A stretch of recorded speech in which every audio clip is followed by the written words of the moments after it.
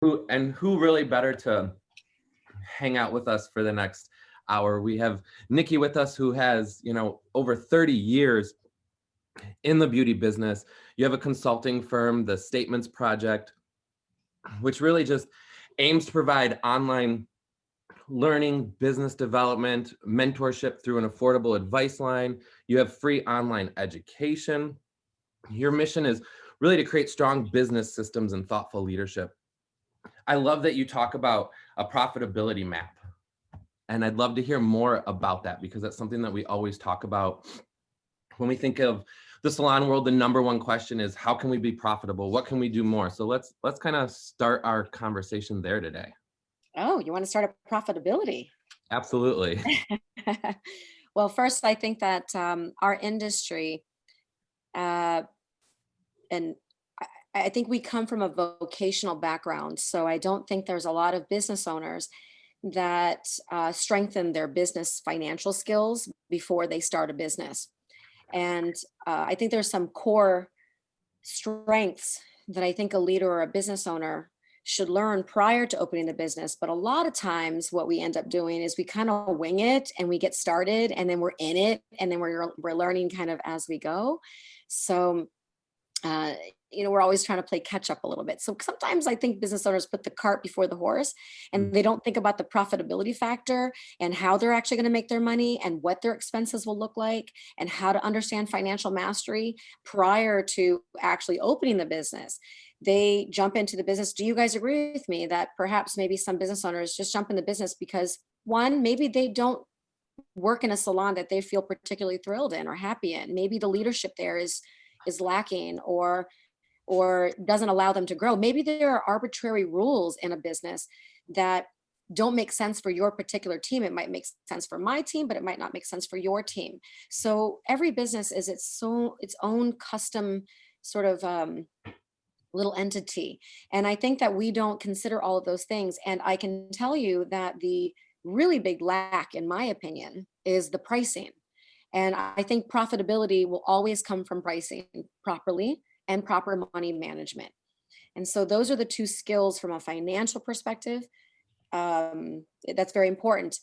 I always kind of use this analogy. How many of you guys know how to play chess?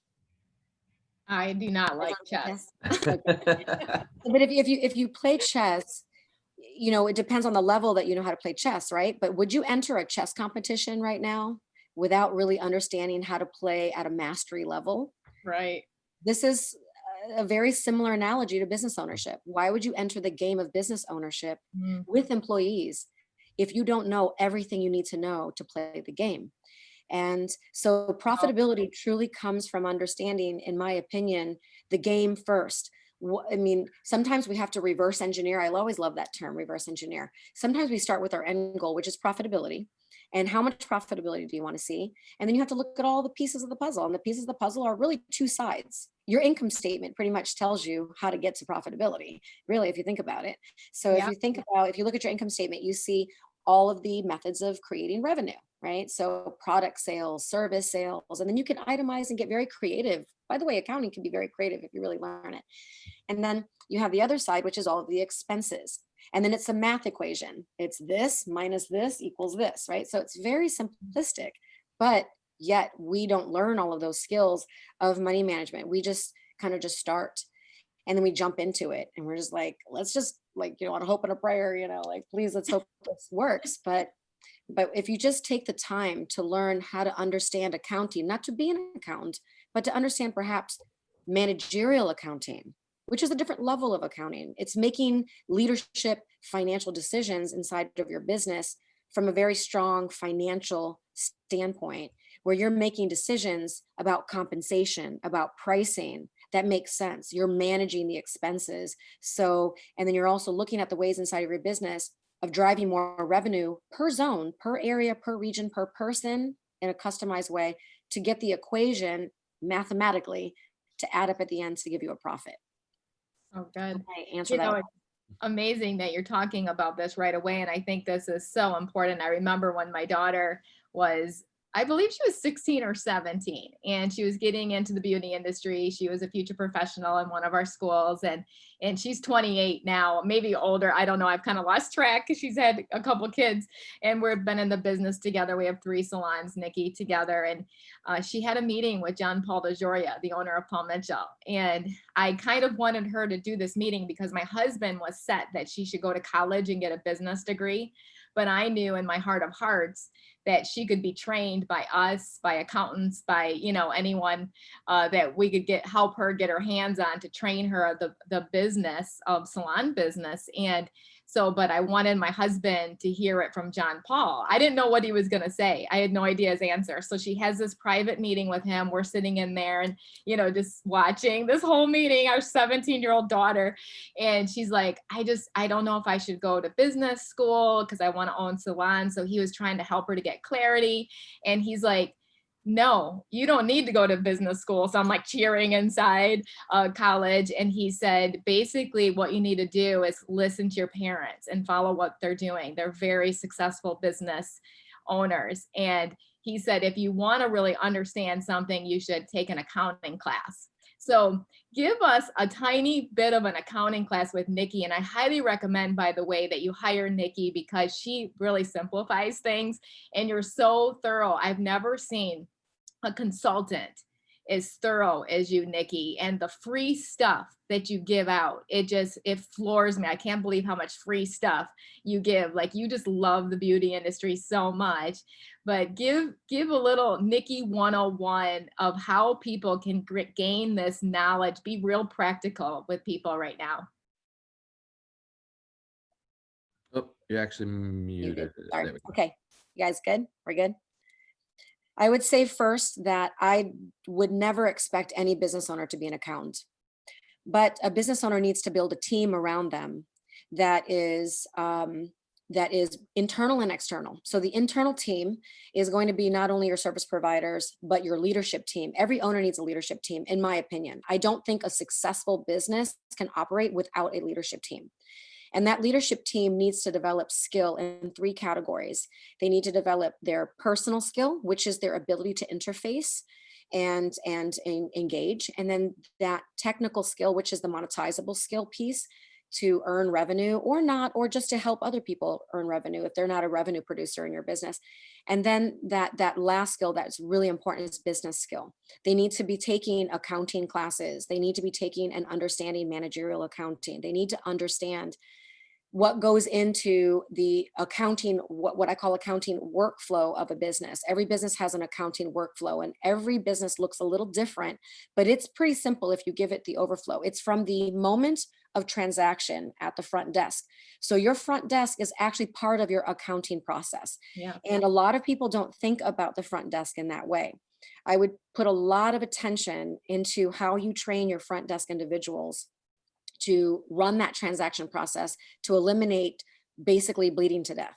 So if you're discounting often, if you're not capturing every service that a service revenue provider does, if you're not making sure that you're having conversations at the front desk about retail or about pre-booking or about satisfaction or about quality control, and all of these conversations are revenue capture type of topics. So that front desk is really critical, that piece, because that is the first layer and the most important layer, in my opinion, of capturing revenue and your accounting process. So layer 1 of accounting workflow is get that straight first. And make sure you understand that the pricing behind your services is absolutely correct. So it is reverse engineering from what your business needs to afford to survive, plus profit, plus grow your people's compensation, plus grow yourself as a business owner, plus whatever else you want to plus it. Okay, so that is all of that equation. You have to figure that out, and then you have to know a per day and a per hour number that is your target goal that you need to be capturing at that front desk at the beginning of the accounting workflow. So the pricing conversation I can have all day long. I'm very, very, that's very, very near and dear to me. And I think that your pricing is part of your accounting workflow process. So once you get there, then you capture what we call total gross revenue from your 2 revenue streams primarily, which is going to be your service revenue and your retail revenue. right? So if you haven't deepened retail revenue, you have to, because that's a more profitable and also a secondary revenue stream, which if you can create multiple revenue streams like memberships and things like this, these are all additional revenue streams. Get your revenue stream straight, and then you just have money pouring in and making sure that now once you have the money pouring in, what do you do with it? So that's called gross profit or total gross revenue. Mhm. From there, the second layer of your accounting workflow is going to be cost of goods. So cost of goods needs to be taken into consideration immediately, because in our business, it's very expensive to run because color is very costly. I've tracked that some color services can range around 20% of the total service price that just goes directly to the actual cost of goods behind it. That's for like a chemical service. Hair extensions, even more. So depends on the service.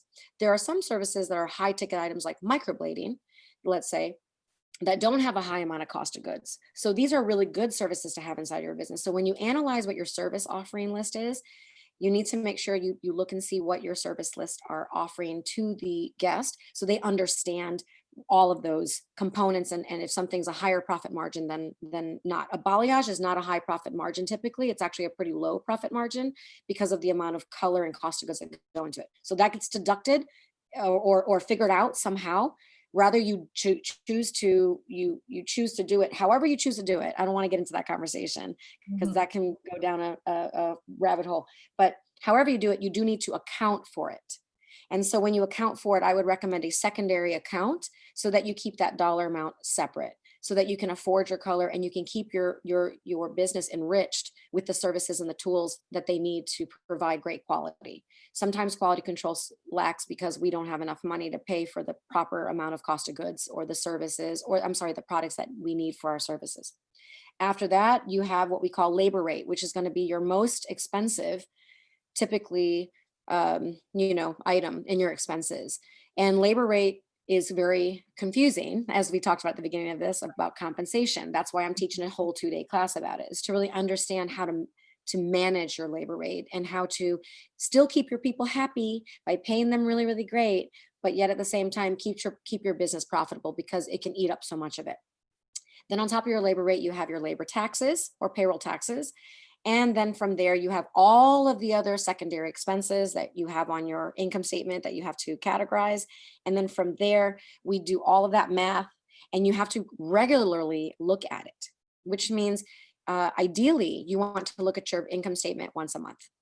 Yeah, ideally, you want to be able to have your accountant on speed dial so that you can, and if you don't have a great CPA, you don't have a complete external team to help your business grow financially. So you really do need to really develop that. Your internal team of your leadership, you need to have someone in your business, if you can't do it, if you don't have the skill for it, that has the ability to do that, to help you manage that accounting workflow. If a business owner isn't doing this, it's going to be very difficult to manage all the money. And honestly, one of the primary responsibilities of a business owner is to manage the money so that the business is profitable. And then once that happens, then you can talk about all kinds of beautiful leadership ideas and innovations because you have the money for it. And so that's basically, if I could sum up an accounting workflow process, I would say that would look like that, similar to that. And then we train in all of those layers. Sean and I, when we do our 6-month next level salon leadership course, we spend an entire month. We could spend a whole year just on this portion, what we're talking about, but we spend for sure a month and we get people started in it. And we use the book called Profit First.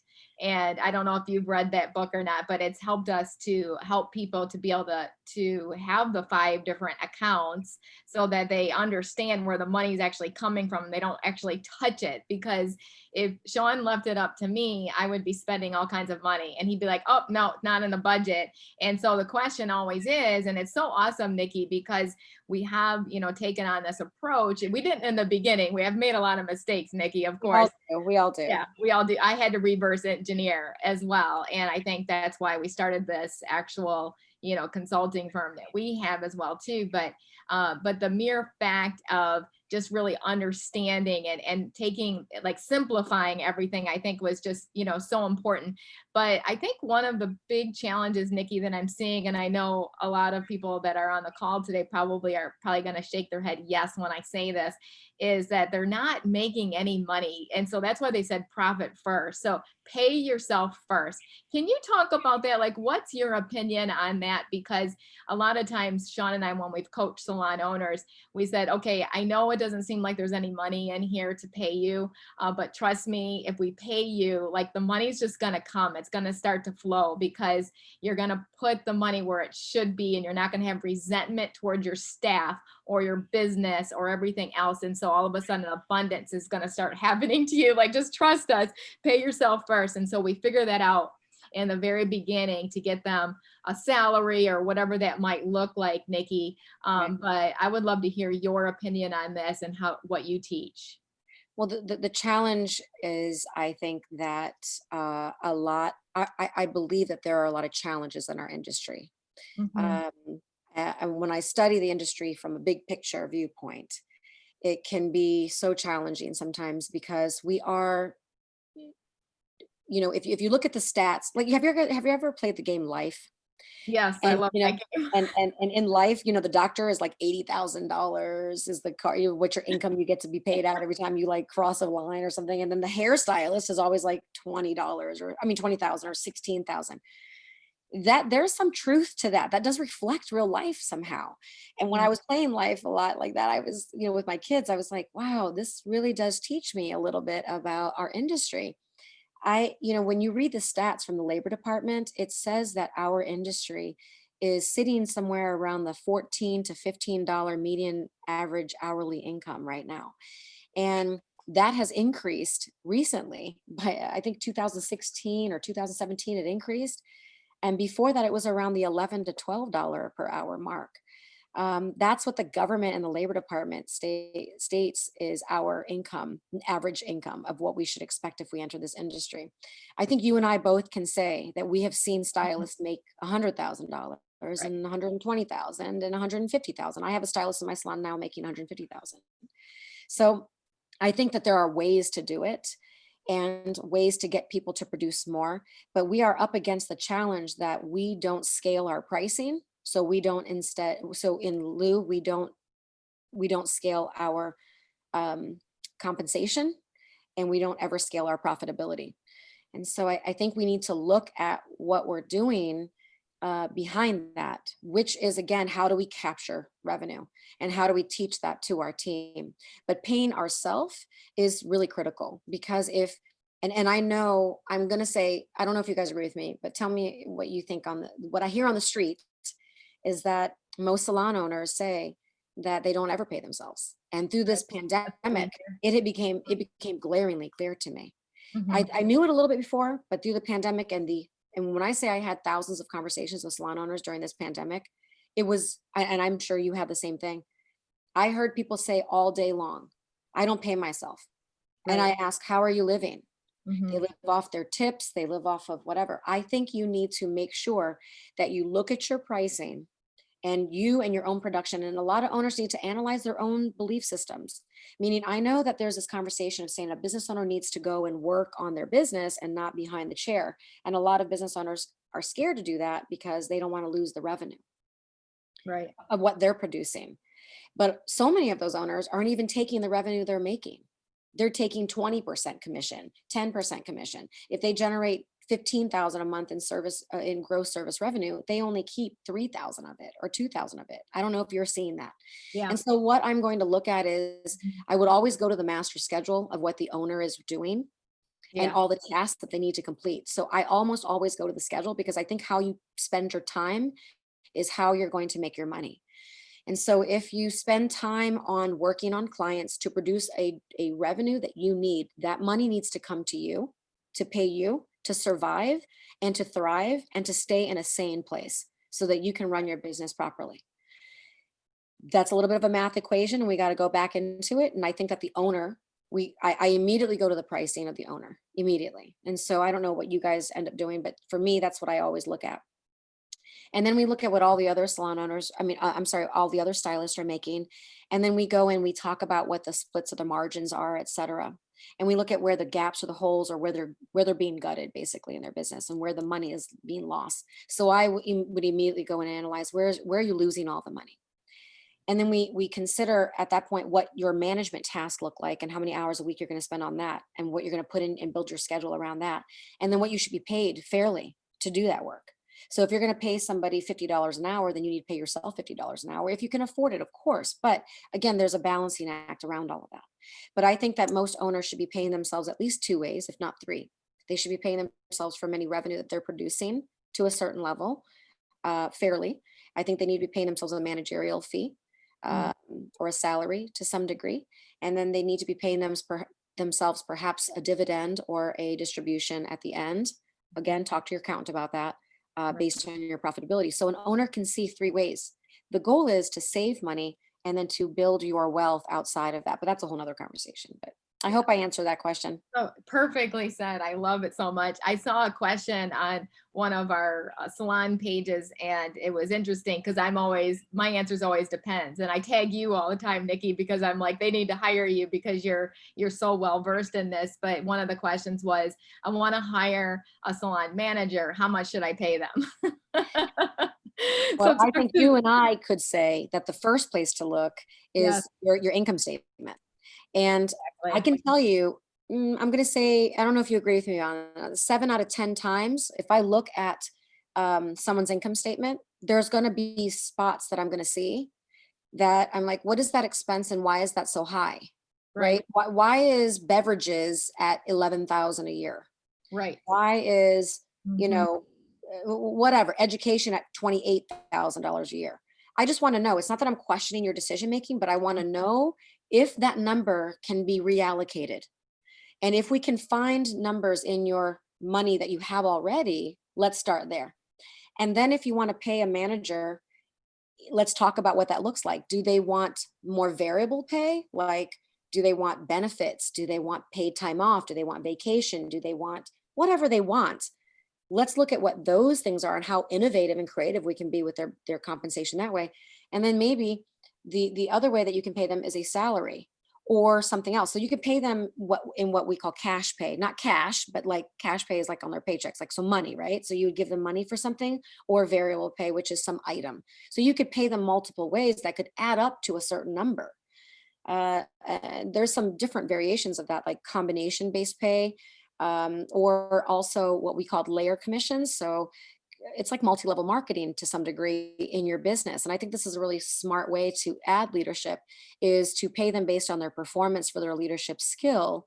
And so then you aren't just out $1,000 or $2,000 or $3,000 a month for just a salary. Instead, say for this task, you will get this dollar amount.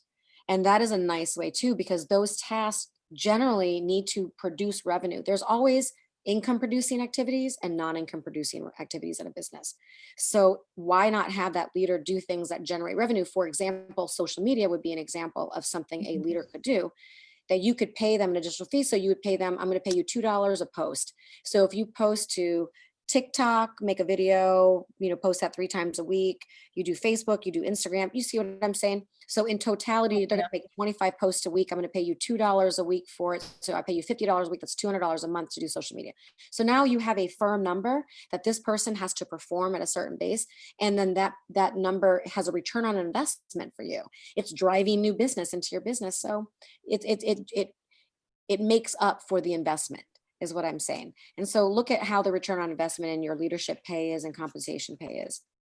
Wow, that's incredible. And that's something, it sounds like, that you do, that you sit down with people and look at their income statements and really help them. I know Sean more than I does this as well too, because this is his forte. It's what he absolutely loves. But I'm always intrigued, when I'm listening to him and, hearing the stories. And I think, some of the owners that are listening right now are thinking, okay, I don't even know where to start, because my husband's running my accounting, my aunt's running the accounting, my mom's running my accounting. And, we've all heard the stories, of family members running, paying the bills, blah, blah, blah. You hear this. And I love that you talked about having, a dream team, put together, internal and external. So how does somebody go about finding the right fit for a CPA and to make sure, and I think it gets a little muddied, Nikki. I don't know how you feel about this. When you're hiring family members, sometimes that can be a tough situation. Listen, I understand that we're in small business. Okay. So we're, as the small business category, we are not big business, we're small business. Right. And small business utilizes and leverages the people around them. That's what we have to do, because typically we are lower in profit and lower in wealth. It's just the fact. So I totally get the family, but the family still needs to be paid to do it at a certain point. Maybe in the beginning they could be doing things for free, but building the dream team, in my opinion, if your family is doing it, they are the internal team. So you still need an external team. And in my opinion, the best way to find a CPA is to know what questions to ask. So if you don't know what questions to ask a CPA, you're going to be a bit blind. So you have to ask, do you work with salon owners before? You need to, I think this is a really important question, because a lot of accountants judge salon owners, not judge like it's a bias that's built in automatically. It's this, oh, they're creative thinkers, so they don't really understand this. And then there's this level of frustration that's built up between the relationship. That can't happen. If you have a layer of frustration between you and your CPA, it cannot happen. You need to get a new CPA. I think another question to ask is, how involved can you be?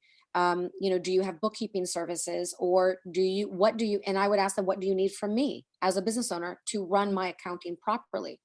I think and you also need a good payroll company.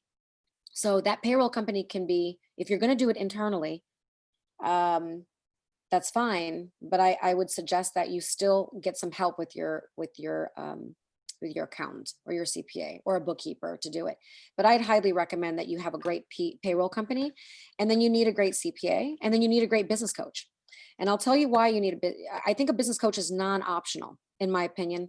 I know people are like, well, she's a business coach, of course she's going to say this. You don't have to hire me. I don't care who you hire, but you need to hire a business coach that you can afford. And a lot of it is affordability. Some coaches are out of the affordability reach of a lot of business owners. So I understand you got to go with coaches that are willing to have packages that are helpful to you. You need to ask the coaches, what are your strengths? And also you need to ask your CPA, what are your strengths? And so, for example, my CPA, who I adore, is great at teaching. And I love that about him. He teaches me when I have questions instead of being frustrated with me. Right. And he doesn't judge me. And I need that in my relationship. That's something that's important for me. And I need him to guide me and teach me to be a better managerial accountant. And I ask him for those questions. And so that's how I would find somebody for that. But external team, I would say a good attorney, a good payroll company, a good CPA, and maybe a good trainer, and a good coach. So there's going to be like your 5 dream team, in my opinion, that I think every business owner, if you're trying to scale in a very aggressive method, I think you need those people to help assist you to put the things in place. You are the business owner, and you should never judge yourself. I hear business owners get on the phone with me a lot. They're, as soon as they're, I know it's going to sound terrible. I know it's going to be awful. And I'm just like, hey, the judgment-free zone. Owners, you have to give yourself a little bit of slack. It is a hard job running a business, and you have to do the day-to-day stuff every single day, the operations. It's too much for one person to manage. You need a good team around you to do it. And the external is the support, and then the internal is how you do it day-to-day operations. Yeah. And I think one of the challenges that I see too is, again, getting different opinions from different CPAs, different lawyers. I think, instead of hiring your uncle that's a lawyer, that's a trial lawyer to handle your labor law, why don't you hire a labor law attorney? And I think that's really important, because I think that's one of the mistakes I made in the very beginning. And we see in Michigan quite a bit, because we're Michigan and Florida, maybe not so much in Florida, but a lot of mistakes made made from not being educated about labor law, and they listen to their CPA, and because their CPA is like, no, it's okay, you can pay them as an independent contractor, you're fine, and then all of a sudden that gets muddied, that gets confusing. I know some states don't even allow that, and I wish our state didn't allow it, but it does, and it definitely gets muddied. And then we have some stylists that will come to us and say, how come this salon is paying this commission and you're paying this commission? It's a mess. And so can you touch on that too, Nikki? Because I think that's one of the challenges, being careful, with your external team, making sure that they're actually experts in that area. Yes. I mean, so I'm going to share a little personal story with you, and this should help shed some light on this. I had a medical condition from very young, when I was 9, and it was where I just couldn't, balance my cycles and things like this. And so I ended up hemorrhaging multiple times, and struggled with infertility and things like this. But what ended up happening was I didn't know who to call. I was like, I'm just dealing with this every day and I don't know who to call. And I had someone share with me one time, well, you need to go talk to a reproductive endocrinologist. And I was like, what the hell is a reproductive endocrinologist? I've never even heard of that. You know what I mean? And it was like a light went off in my life. And I had been living with this for 30 something years at that point. Wow. And so what it taught me, that lesson taught me something actually about business. What it taught me is you got to find the actual expert at what you need. And you may not know what the name of that expert is. You might not know what they specialize in, but if you start asking people and start putting it out there, you got to actually ask for help when you need it. And you got to say what you need in the help, so that you or me or Sean or Gino or whoever can say, you know what, I know someone that knows about that. And I can tell you this, based on that recommendation, that person saved my life. I actually ended up having an emergency hysterectomy about 8 years after that. And the doctor said to me, this was a fatal issue. If you did not have this happen at this point, it would have been fatal. Wow. So it was a serious matter. And not that sorry, I got a little personal there, but I think it was an important story to share, because now I have a new approach on things. I'm like, wow, I can't even believe I didn't even know what a reproductive endocrinologist was.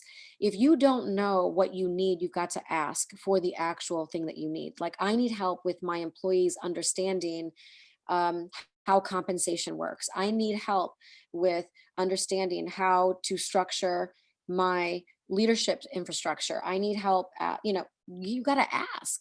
And then when you ask, and you ask specifically to the need, there can be the problem. The muddiness comes from, I think, a lack of understanding of maybe what you need. And so having conversations with somebody that can help listen and share in a very heartfelt way, to say, you know what, I'm not the right person for you, but Tina is, or this person is.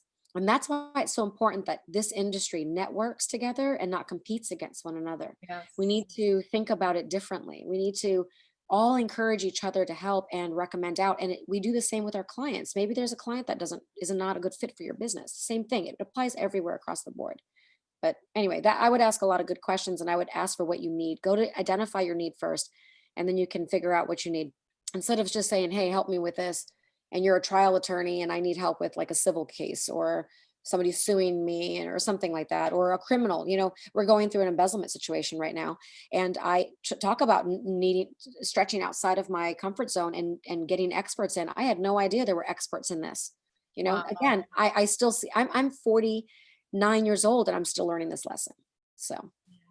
Oh, wow. That's incredible. What great advice. And I love that. And, Sean and I actually formed a group in Michigan called the Michigan Salon Owners Group. And it's been really amazing. And we're still working on trusting each other, and sharing with each other, like, what are our biggest, challenges going on, instead of competing with one another, of course, as you said. And I think it's just so, so, so important. And, have you heard of cities and states forming their own groups? And we actually learned it through Candy Shaw through Atlanta. And so that's why we started it. We'd like to start one in Florida too, because I have salons and schools in Florida as well. But talk about the importance of what you think that is, and how would you go about starting something like that? First of all, I'm going to say the pandemic, I know, was some challenging times. Or is some challenging times, but I have never seen the likes in the 30 something years I've been in this industry of how this industry has pulled together in during this time. I have never seen more people connect together and try to help one another during this time. It's made me incredibly proud and very emotional at times, actually. And so I would say that now is the time more than ever to Mhm. connect with others. Yes, I have heard of it. You know, back in the day, as a very young stylist, before I was a salon owner, actually, just when I first started, there was a group called TSA. I Yeah. know, not TSA at the airport, but do you remember TSA? Yes. And Uh-huh. what a brilliant group that was. And it just died out. See, the thing about groups like that is you have to have enough collaboration to sustain the group.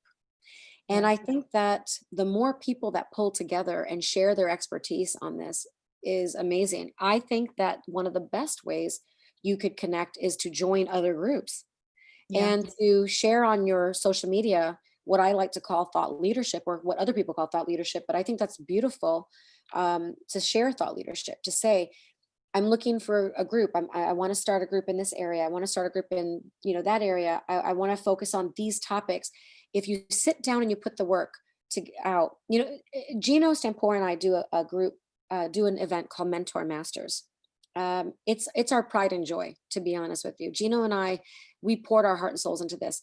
But the primary purpose of Mentor Masters was to teach others how to share their expertise with the industry, not to teach and train the trainer and whatever. That's all wonderful. I'm talking about share your expertise, Mhm. teaching habits, teaching money knowledge, teaching experience about embezzlement situations, teaching how to prevent from fraud, teaching front desk training, all of this. If you pull together into your group and really try to create, but you got to reach out. You got to not stay quiet. And I think a lot of people sometimes just go through Facebook and just scroll through and just stay very quiet. But we have to just talk about it. We have to ask for it. And I would say one of the best things I can recommend is just ask for what you want. To connect to people like you, send an email. Sometimes I just sit there in the mornings and I just sit there and I'm just like, who am I going to contact today? I want to talk about who I'm going to contact and I know. And then I just reach out and just say, can we just have a conversation about maybe how this can help or how we can do this, or, you know, reach out to people. Doug Cox shared this with me. I thought this was really interesting that he shared this with me. He's such a cool guy. And he goes, the biggest advice I can give anybody right now during this pandemic is just to reach out 5 to 5 people a day, every day. 5 different people every day. It could be the same people, rotations, whatever you want. But every day in the morning, reach out to 5 people every day and just either say, hey, you okay? Hey, what do you need? And give yourself. And that's one of the leadership skills that I think is a really important leadership skill, which is a genuine curiosity for others, their Yeah. needs, their lives, their beliefs, and things like that. If you have a genuine curiosity and you show that, and Doug Cox is beautifully curious all the time about others, he's so open about it. If you just reach out and just say, just let me know what you need, or I'd love to help you. How can you help? How can I help you? And that's a really strong leadership skill that you could be developing. But I think it starts at home, to be honest with you. Start with your team. And then from your team, ask them to reach out and then start a group. I know sometimes it's like manager, leader, and team. We separate. I'm not super fond of that at all times. I think sometimes you have to pull them together and ask your team for a little bit of help too. Your team can help you quite a bit. Yeah. Talk to the salon owner right now that doesn't have a salon director and they're just doing everything on their own. And I think for Sean and I, that's, we usually deal with most salons that have kind of opened, in the very beginning. We did coach a salon that had been open for 14 years and they didn't have a leadership team at all. They had basically the owner and the so-called manager that was full-time behind the chair, full-time, Right. like full time, and trying to run the salon. And so we help them restructure and come up with, some sort of a management team or leadership team to be able to, help to delegate some of the responsibilities and really empower the team.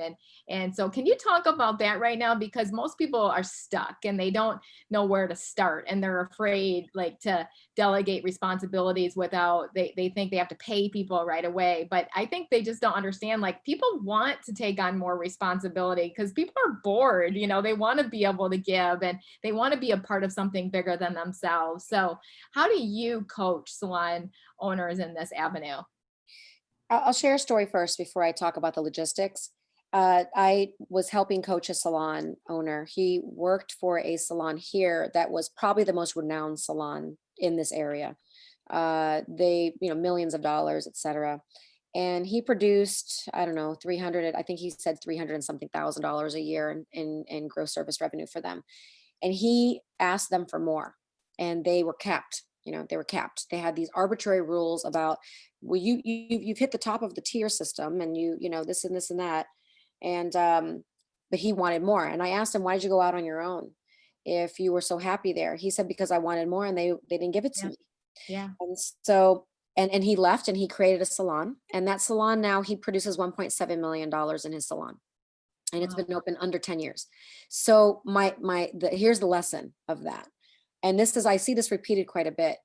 If you don't tap into what your people want, they don't only just want money. I mean, listen, the compensation is important. Okay. I'm not saying it's not, but they don't only just want money. They want responsibility. They want to give. They want more interfacing. They want to lead. They want to grow. And leadership is the growth of someone outside of their own self-awareness. And so, you're either, and I can talk about the 5 levels of consciousness if you'd like, but you watch for those signs. You watch for people that are no longer me-centric. They're already starting to do the self-work to become self-aware, self-regulating, self-thinking, self-motivated, self-everything.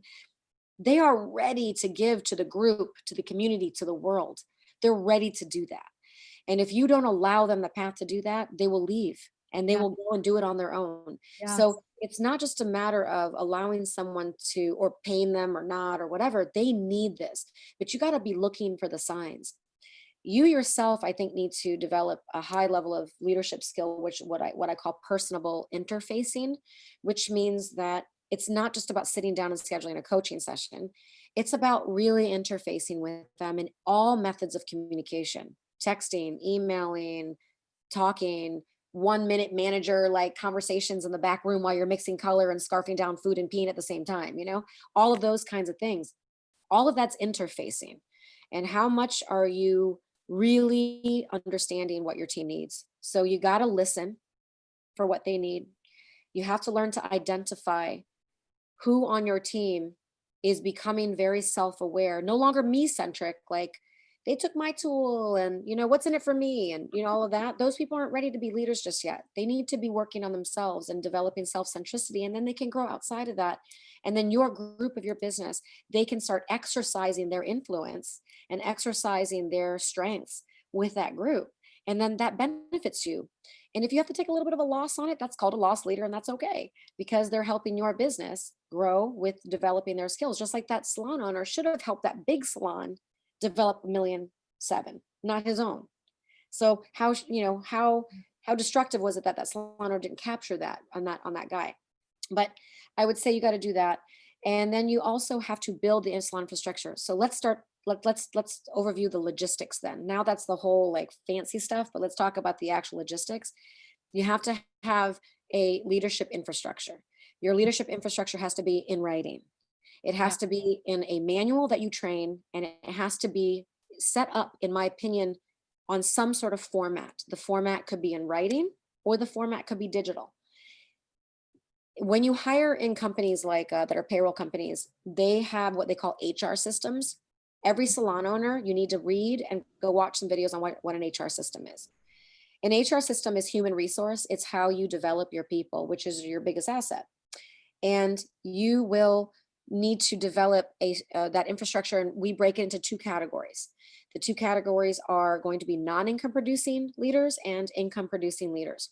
There are specific task lists for those leaders. For example, the income producing, they're busy as hell behind the chair, so they need to have a different set of leadership skill that you require of them, and that task list will look different. Then you have a non-income producing leader, which has 30, 40 hours a week of working for you, getting paid a salary probably or something like that, coming from the front desk. These people, they're not the service providers. You can't expect a busy manager, a busy stylist behind the chair to be the only manager. they need support too. So perhaps an assistant manager behind that manager to do all the tactical stuff, like the documentation and the running of the reports and the setting up the schedules and all of those operational tasks that go behind that leader. And then that leader can serve and empower, which is what they're going to be good at doing by setting the example and exerting influence. And so that's what I would say, that you should break down that leadership infrastructure like that. And we can go much deeper, but I don't want to run on too long.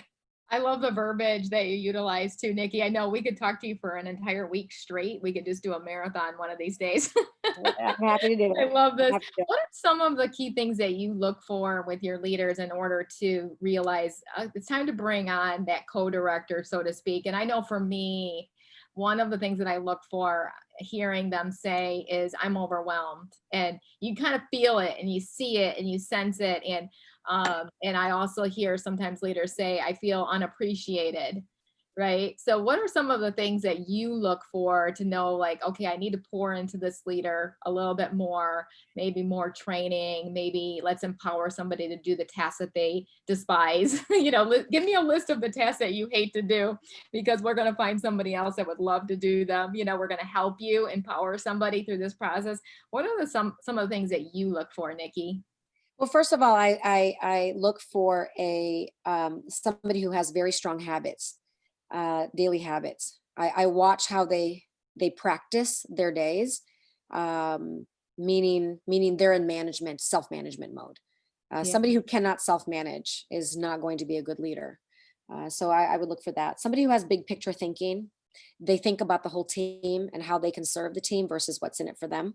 That's a really key component for me. I listen for the selfless, serving servant heart that needs to be happening in a strong leader.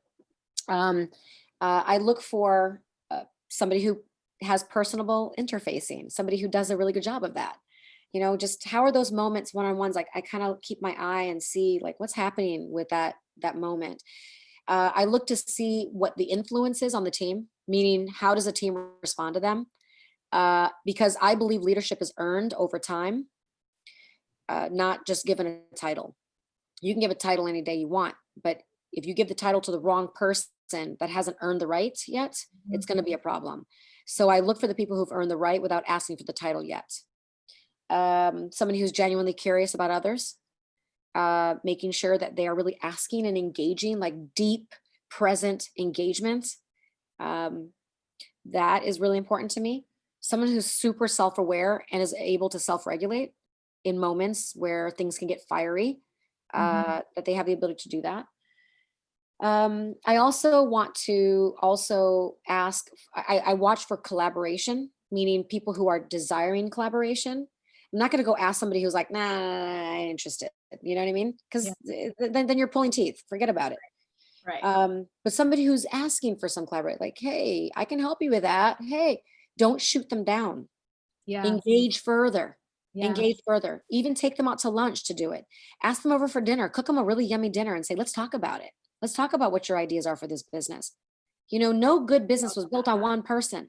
Right. It was built on a team's collaboration of a lot of effort and a lot of heart. And I would ask for that.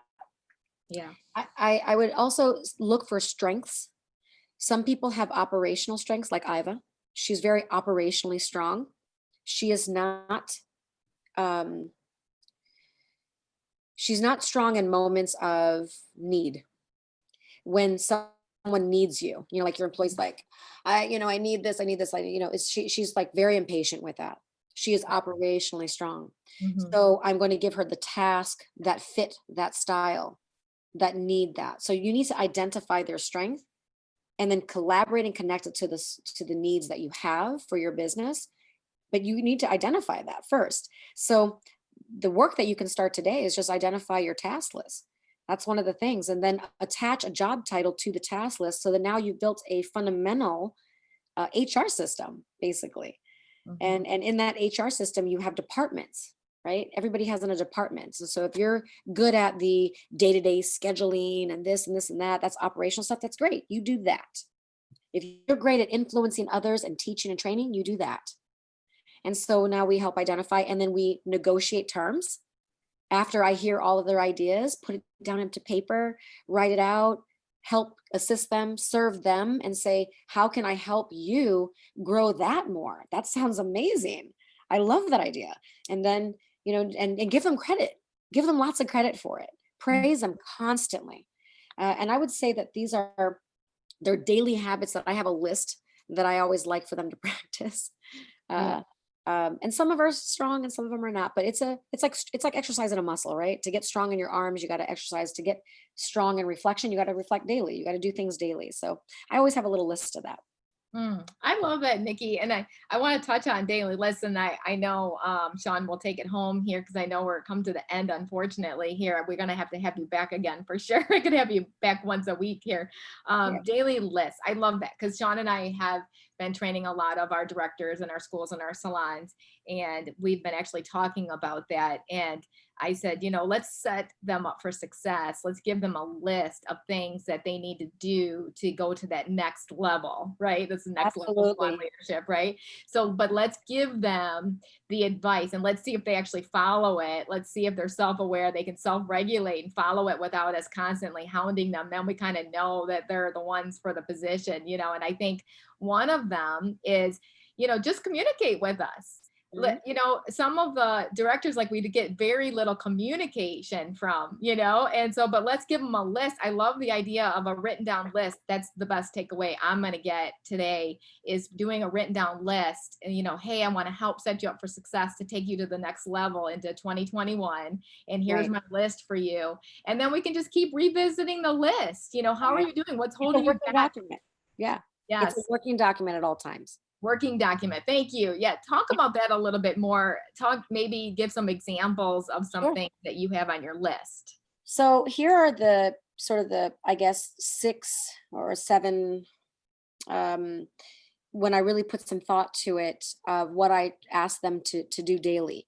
I ask them to reflect daily every night. So at the end of every night, I believe that trains self-awareness. When you self-reflect, not blame, not self-blame, there's a difference. And self-blame is that negative little voice that you have, that you gotta manage. But I'm talking about reflect. How was my day? How was today? What could I have done differently? What could I have done better? And I actually encourage my leadership team to send me texts at night. I love getting those.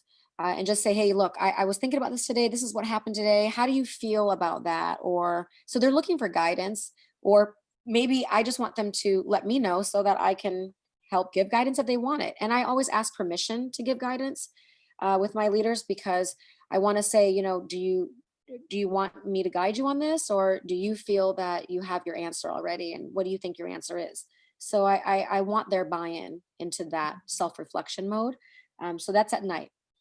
Every morning, I want them to make task lists every day. So what is the task today that you need to complete? Now, those tasks are the daily tasks that is outside of the general task list that you give. So you give the task list of do social media, I'm going to pay you this much, order products every Tuesday. So those are your general lists, right? But I'm talking about daily lists. Like today, what do you need to finish? What do you need to work on? What do you see that needs to be done? So that is a very strong leadership skill, in my opinion. And put a little checkbox next to it and check it off when it's done. And then show me, say, here it is. And I would say, put all of those lists, if they can, train your team to use a tool like Google Docs. There's lots of tools like Google Docs, but I love Google Docs. I use it all the time for everything. And I like Google Docs because it's a shared editable document. That's what I mean when I say working document. So if they put in their task list daily into that, you can go in and check it if they share it with you on email, and then they can check off done, done, done, done. So there's not that hounding, frustrating, did you actually get that done? It's that is irritating. They need to strategize daily. They need to not only think about what to do today, but they need to know what that business needs. So they need to forecast in every way. I mean, I can talk an hour just on that. They need to learn something daily. They need to be willing to learn something daily. So they're either listening to a podcast in the car, they're reading a book, they're talking to somebody to teach them something. I don't know, learn something every day. Look for possibility. I want you to watch for opportunities and look for possibility and share those possibilities with others. So say, Christine, I saw that client came in, it sparked an idea in me, and I think we could try this. What do you think of that? So look for the possibilities. Give of yourself daily. So I want them to give something daily. If whether it's a physical gift to somebody, a Starbucks drink, a word of praise, something, give every day. It develops your empathy and it develops your altruism. And I think that's really important to become a strong leader. Write daily. I ask that they write daily. Either they're in their Google Docs, or they write in their journal, or they write their thoughts, or they write a note to somebody, or they write an email to the team, or they do a post or something. They need to write daily, because I think when you develop your writing, we communicate differently through writing than speaking. And I think writing can be so profound sometimes. And so I want them to really develop that. And I know some of them are like, I don't like to write, but try. And then praise daily. So praise at least 3 to 5 times a day, somebody. And I want them to watch for that, not criticize. No criticism. Now, if it's constructive, we can talk about it and how to present it in a beautiful way so that there's engagement. But praise daily. So that would be a list that I think would be a good place to start for leaders to start applying every day and thinking their way through a filter like that. So good. Nikki's list. I love it. That could be a whole nother podcast. This is brilliant. Thank you. Thank you. Nikki, you by far speak my language. You are probably one of my favorites that we've had the privilege of having on. So thank you for being with us. You touched on something briefly that I just want to have you go back to, which is the 5 levels of consciousness. Mm-hmm. I'm just interested. I have an entire slide on that. If you would like for me to share it with you, I would be happy to share it with you guys. And then you guys can post it to here if you'd like. I'll send it over to you guys through Facebook if you'd like. Thank you so much. Let me show it to you guys so I can talk to you about it. Hold on. Okay. So first of all, there's the 5 levels of consciousness start with me centricity. So if you can imagine, I learned this through yoga, by the way, through meditation. Okay. So I study this through which I love to meditate. Do you guys like to meditate? Yes. Yeah. I feel that it really helps me become centered, more stabilizing, right? It's a stabilizing force. So that me centricity is, children have this. That's my toy. That's, he touched me. It's my food, mine, right? We hear this in our business. Sometimes we hear 60-year-old people talking like this, which is alarming to me, but I always listen for that. I immediately hear if they're me-centric or not. And if somebody's me-centric, I'm not going to engage. I've made my mind up that if they want me to help coach them, if they're open to that, then that's okay. But if they're me-centric and they're unwilling to coach, that's my limitation. And I don't go over that line. That's my hard line. Me-centricity is a level of, I believe, emotional immaturity, where they haven't had the time to develop their self-awareness yet. They don't really see how they're impacting the people around them. They sort of lash out and say things inappropriately. They don't regulate. They just all these things. They're not heightened engagement. Then once somebody decides to develop their maturity, their emotional maturity a little bit more, then they go into self-centricity mode, which is that next level. And so in meditation, imagine it's like a bubble, right? So when you're sitting here and you're thinking about yourself, and then you expand your influence and expand your thinking out to the world, you're covering the world with your love and your kindness and your care. And so as we move into self-centricity, it's really about analyzing the self. You look about everything, and you guys know this. John Maxwell talks about this all day long, right? And any leadership coach talks about this. Talks about, are you becoming aware? And then on my slide, I have different levels of awareness, of self-awareness that you need to be practicing. So they're actual logistics so that we can work on those things and teach those things. Then outside of self-centricity, once you develop that, then you go into group centricity, which is that you are now choosing and electing to serve the people around you and trialing and erroring that. And we all have groups that we're part of. We're part of Next Level Salon Leadership. We're all part of BBR. We're a part of our salon. We're part of our family. We're part of our women's friend group, whatever, or men's friend group. Those are our groups that we serve. And how do you serve those groups? With a servant's heart, with gifting, with praising, with support, with all of those skills that you could apply to those things.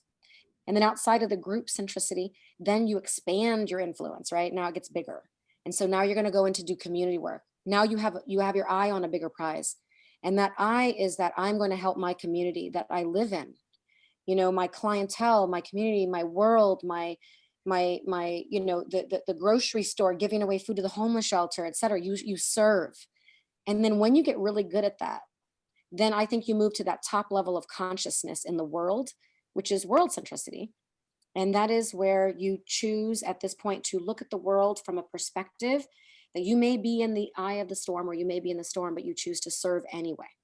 Mm-hmm. And I think we can see with politics and things like this, examples of leaders who choose to serve and who choose not to serve. They serve either themselves because of their ego, or they choose to serve others because they're in management of their ego. Mm-hmm. And they can engage in a very present way. And so that's the 5 levels of consciousness that I teach. And I not only teach it to my team, but I teach it to my kids. I use it for parenting all the time. Mm-hmm. So when they might get into a fight, I'm like, guys, let's think about this. Is this me-centric? Or you've analyzed this, and are you serving our family? Like, what's your contribution to this relationship at this point? And I talk a lot about contribution with people, because I believe if we are truly serving, we serve it by giving a contribution of something that we are able to give. And I think that's really important to do. And I think about that every day. That's what I mean. Gift daily is one of the practices. What are you gifting? It could be a contribution anyway. Powerful. So good. I love that. So how do people find you? How do they get in touch with you? I know that we're gonna be flooded with, how do we get more of Nikki? So where can people go and find you? First of all, whatever you need me to do to come on, I love to just chat and share and whatever I can. So you guys just let me know what you need. And then if you want to contact, you can get on Facebook to the Statements Project Facebook, and or the Statements Project Instagram, and or you can go to Statement Strong, and I can share the links with you guys. We have a video library of over 400 videos of just business classes that teach these kind of things. We have an academy called the Statement Strong Business Academy. That's what that is. But we also have a coaching group called TSP Incubator, where we include group coaching with the asynchronous type of video style of learning through the online academy. And then we also have coaching sessions, individual. So we try to do that as well. So you can just email me at nikkistatements@gmail.com, or you could just reach out for social media. If you go to Facebook and just contact me through there too. We're also on BBR a lot too. So if you guys can reach out through there. So whatever you need, you just have to reach out. I try to do my best. You know, my vision and my goal in life is that I want this industry, this industry, I want to share one last message if I can. This industry is, no offense, Sean, 85% female deep. Yeah. And the 15% of male workforce in our industry has come from some sort of, I'm not going to use the word trauma, I think that's a bit strong, but some sort of challenging, difficult situations in life, either by school being a challenge because they weren't like the exemplary student because they didn't have rote memory style of learning and they're more creative and kinesthetic, but also because they just, and it's also difficult for men to enter our industry as well. So they're a very, near and dear group for me because, they need to be a bit protected in my opinion. But in our workforce, if you really analyze the numbers, it's about 50 or 60% single parenthood going on. And with a median average income of $11 to $14 an hour, that's shameful. It's shameful. And this industry is the only industry that I know that can help grow someone without a college degree, without a ceiling, financially, and through empowerment. It is the only industry. Most women, strong women workforces like teaching, nursing, they're capped. They're being capped. We are the only industry that houses that kind of female workforce that allows for limitless growth. If you just choose it, if you choose it and you choose to apply what you need to do, there is limitless potential. And that's why I love this industry so much. And so my goal and my vision in this industry and why I love it so near and dear is because as a single mom myself, I grew up with a single mom and also as a female and also with somebody who has a bit of a bleeding heart, I guess, if I have to say it anyway, but for others who have been, not the ones that have been picked on and those, I feel that it's my job to protect them. And I feel our industry protects that. And I feel like we need to grow this industry so that it's not, we can actually say that we can live beautiful, fruitful, financially successful lives. We deserve to have nice houses and nice things and live and go on great vacations. We shouldn't live in poverty. And I want to change that as much as I can. So. Wow. You're speaking our language, Nikki. We love you so much. Perfect person to bring to the next level. Thank you. Thank you. Thanks. Thank you, everybody. Thank you, Nikki. Thanks for joining us, everyone. Thanks for allowing me the opportunity. Bye-bye. By the way, tonight is compensation class, by the way, on BBR. So. Perfect. We'll put it out. Thank you again, Nikki. Thanks.